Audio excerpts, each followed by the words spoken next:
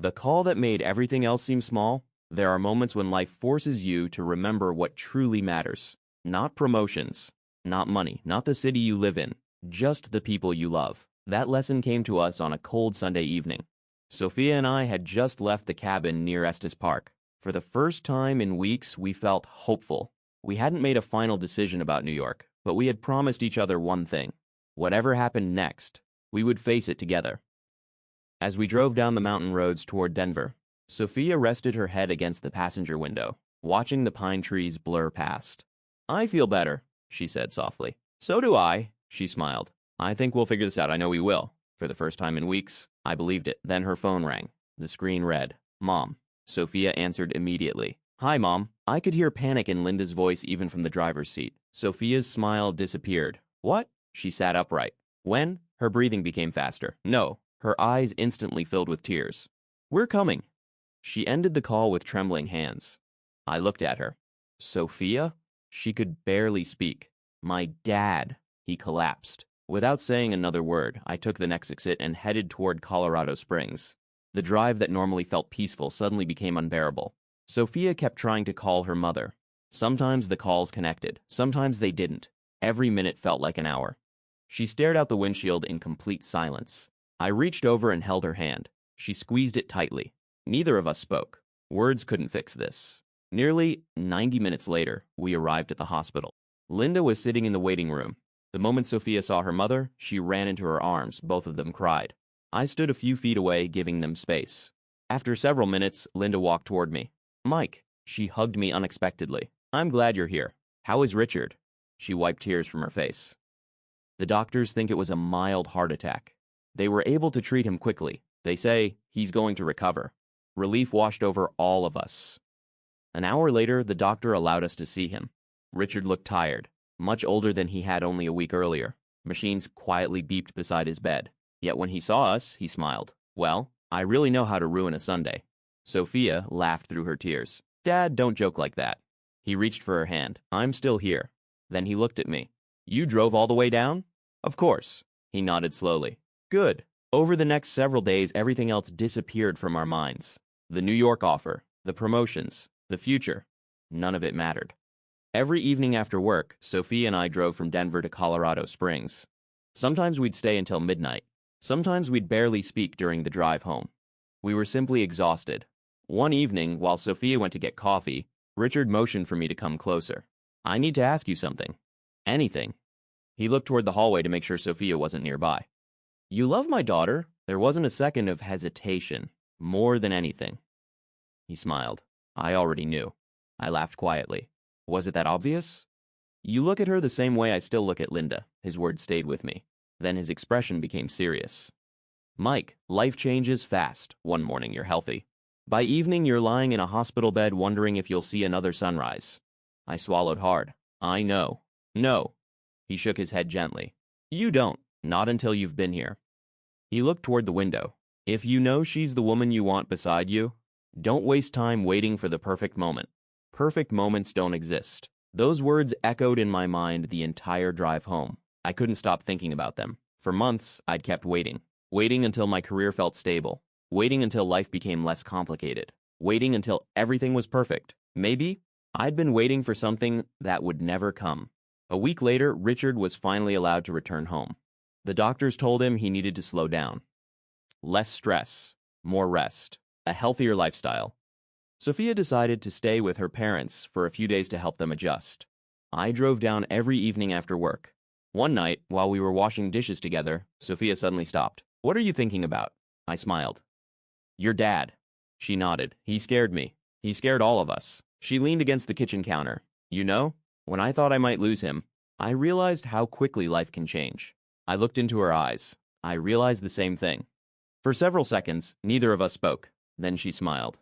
"I don't care where we live. Colorado, New York, anywhere, as long as we're together." I walked over and wrapped my arms around her. "I promise, we'll figure it out." She rested her head against my chest. I know. For the first time in weeks, the fear inside me began to disappear. But life wasn't finished testing us. The very next morning, Sophia received an email from her company. She had only 48 hours to accept or permanently lose the New York opportunity. And this time, There would be no more delays. When I was younger, I believed love meant sacrificing everything for the other person. But somewhere along the way, I realized something important. Real love isn't about asking, who has to give something up? It's about asking, how do we build a future where we both have room to grow? That lesson after we returned from Colorado Springs, Sophia's phone buzzed while we were having breakfast at my apartment. She looked at the screen, then at me. It's human resources. She opened the email. I watched her eyes scan the page. Finally, she sighed. It's official. They need my answer by Friday at 5. If I don't accept the position in New York, the offer is gone. The apartment fell silent. Neither of us touched our coffee. Neither of us knew what to say. That afternoon, I couldn't focus at work. The numbers on my computer blurred together. The blueprints in front of me suddenly felt meaningless. During lunch, Daniel sat across from me. So, it's decision week, I nodded. It is. He looked at me for a moment before asking, have you thought about New York? I have. And? I smiled faintly. I've been sending out resumes. Daniel nearly dropped his fork.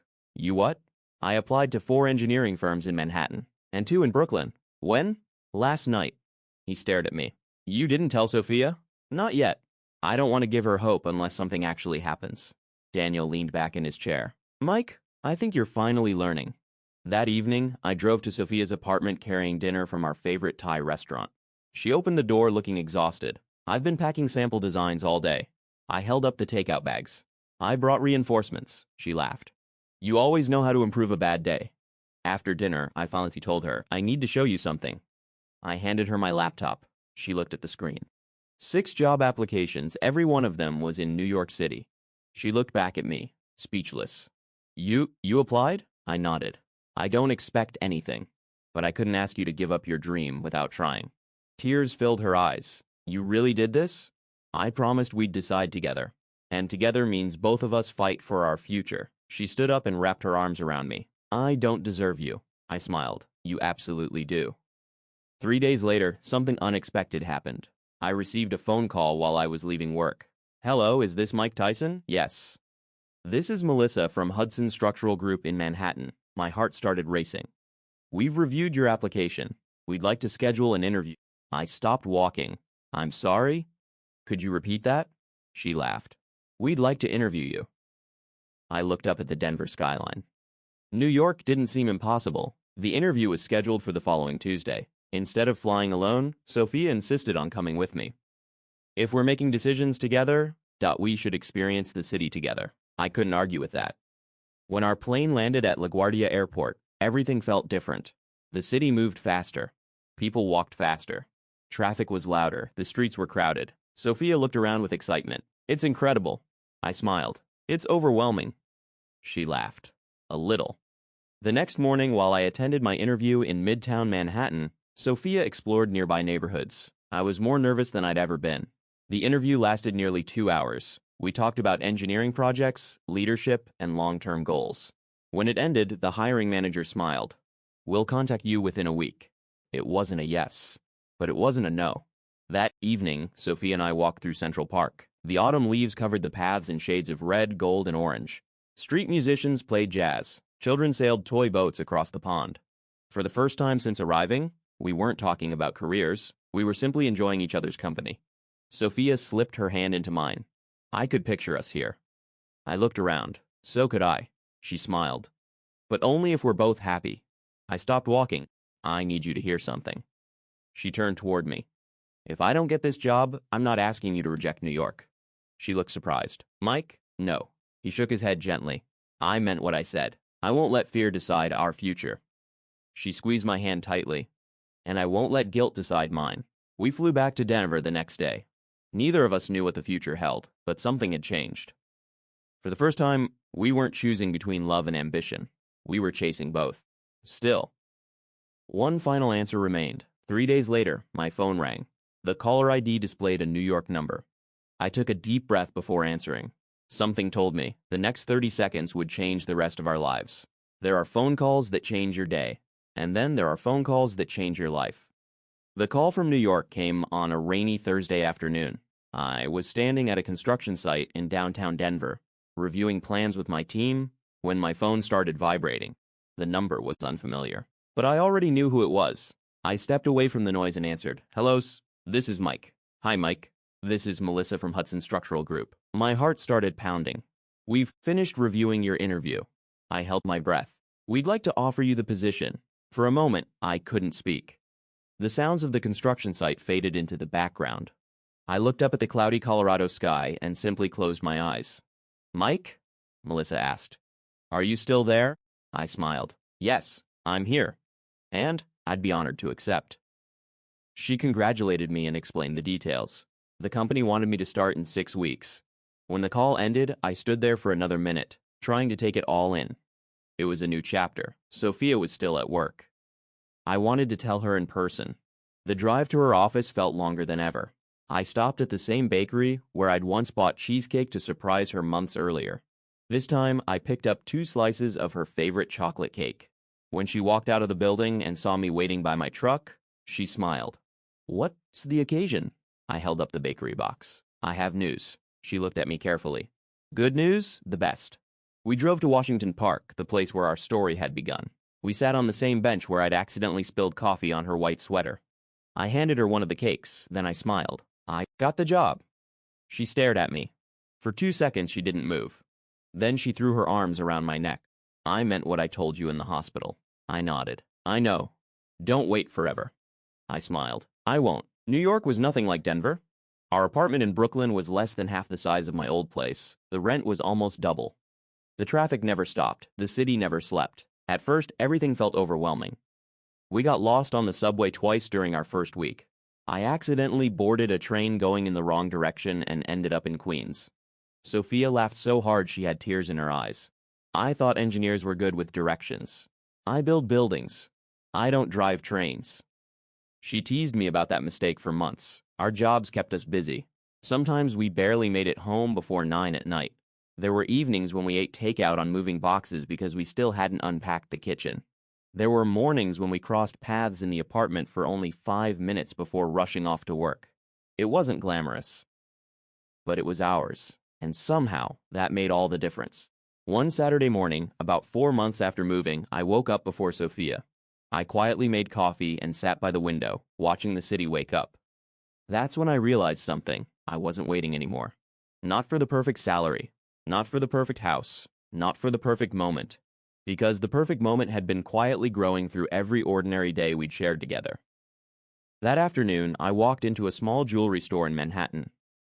The salesman smiled. "Looking for something special?" "I hope so." He showed me dozens of rings. Some were huge, some were extravagant. None of them felt right. Then I noticed a simple white gold ring with a single round diamond. Elegant, timeless. It reminded me of Sophia, beautiful without trying to be. "I'll take that one." As the salesman placed the ring into a small navy blue box, my hands actually shook. Walking back through the streets of Manhattan with that little box in my jacket pocket, I had never been more nervous. Over the next few weeks, I secretly planned. I asked Sophia's parents for their blessing over a video call. Richard smiled so widely, I thought he might cry. I've been waiting for this call. Linda wiped away tears before saying, "Welcome to the family, Mike." Even my parents helped keep the secret. Everyone knew except Sophia. Every time she talked about our weekend plans, I had to pretend nothing unusual was happening. It was becoming harder and harder not to smile. Then, one Friday evening, Sophia walked into the apartment carrying an envelope. I was wrong. The biggest challenge wasn't distance, it was fear. Fear that one decision could undo everything we had built together. When Sophia placed the letter from her company on our kitchen table, neither of us spoke for a long time. The apartment was silent except for the rain tapping against the windows.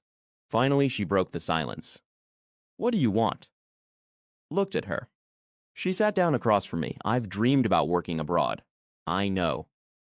"But," she smiled sadly, "I don't want another year of making decisions that pull us in different directions." I reached across the table and took her hand. "Then let's stop making them separately." She looked at me, confused. "What do you mean?"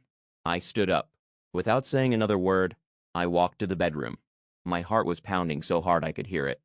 I opened the closet, reached into the back of my jacket, and pulled out the small navy blue box.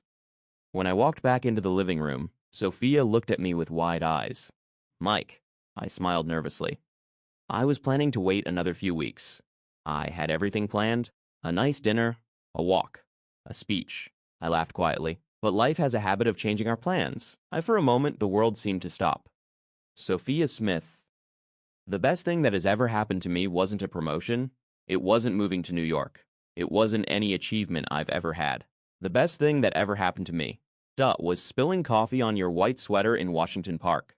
She laughed through her tears. You've made me a better man. You've taught me that success means nothing if you have no one to share it with. You've stood beside me during every difficult decision. And every single day, You've made me want to become someone worthy of your love. I opened the ring box. Sophia, I don't know where life will take us. Maybe New York. Maybe London. Maybe somewhere neither of us has even imagined. But there's one thing I know with absolute certainty. I want to spend every one of those days with you. Sophia Smith, will you marry me? Sophia covered her mouth with both hands. Tears streamed down her face. For several seconds, she laughed, then cried even harder. Finally, she nodded. Yes, yes, of course I'll marry you. I slipped the ring onto her finger. It fit perfectly. She threw her arms around me. We stood there holding each other while the rain continued falling outside. At that moment, nothing else mattered. Not London, not New York, not careers, just us. A week later, Sophia called her manager. But this time, there was one important condition. She wasn't going alone. Thanks to my company's international partners, I was able to arrange a 1-year assignment with a collaborating engineering firm in London. For the first time, our careers weren't competing. They were moving forward together. The following spring, we returned to Colorado for our wedding. We chose a small mountain venue just outside Estes Park. The Rocky Mountains stretched across the horizon beneath a clear blue sky. It wasn't a huge wedding, just our families, our closest friends. Daniel served as my best man. Emma cried before the ceremony even began. This time, his steps were steady and strong. When he reached me, he smiled. I told you not to wait too long. I remember. He hugged me before placing Sophia's hand in mine. Take care of each other. We will. As Sophia walked toward me in her white dress, I forgot that anyone else was there. It felt exactly like the first time I saw her. Only now, I knew that every difficult conversation, every misunderstanding, every sacrifice had brought us to this moment. When we exchanged our vows, neither of us promised a perfect life. Instead, we promised something much more important. To choose each other, even when life became difficult. Because that's what love really is. Because that's what love, not perfection. Choice, every single day. Today, as I'm telling you this story, several years have passed. Sophia and I eventually returned to the United States. We bought a small house in Colorado, not far from the mountains where we spent so many weekends together. Some mornings we still laugh about the coffee I spilled on her sweater. She says it was the most expensive cup of coffee either of us ever bought. She's probably right, because that one accident gave me everything I had been searching for without even knowing it. A partner, a best friend, a family, a home. So if there's one thing I hope you take away from my story, it's this. Life rarely goes according to plan. There will be arguments. There will be misunderstandings. There will be moments when you're scared that love isn't enough. But if two people are willing to communicate, to forgive, and to keep choosing each other, even the hardest roads can lead to the most beautiful destinations. And every time Sophia asks me if I regret spilling that coffee, I always give her the same answer. I smile, take her hand, and say, it was the best mistake I ever made. The end.